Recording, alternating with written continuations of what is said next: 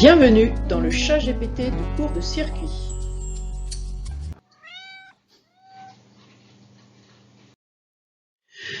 Nous allons voir la dernière partie de ce grand 2 qui concerne les liaisons séries et les liaisons parallèles. Donc, ce sont des définitions.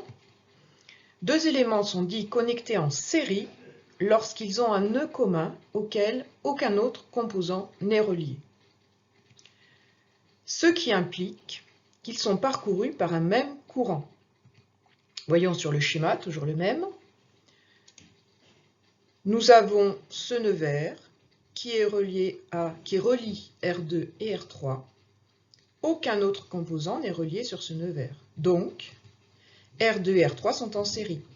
Et effectivement, nous avons vu, et c'est logique, qu'ils sont parcourus que ces deux résistances sont parcourues par un même courant que nous avions nommé I2. Deux éléments sont connectés en parallèle lorsqu'ils sont connectés entre deux nœuds communs. Donc, les éléments parallèles sont affectés de la même tension. Voyons toujours sur le même exemple. Alors c'est pour ça qu'il est important de faire les nœuds en couleur, parce que là on voit tout de suite qu'entre le nœud rouge et le nœud bleu, il y a la source qui est connectée et il y a aussi R1. Et ce sont les deux seuls.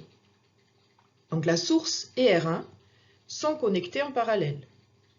Donc on peut tout de suite dire que U1, que je dessine ici, est égal à la tension sur la source, donc à 5 volts. Il n'y a plus besoin de faire la loi des mailles. De toute façon, cette conséquence, U1 égale 5 volts, est issue de la loi des mailles. Cela termine ce grand 2 sur les lois de Kirchhoff.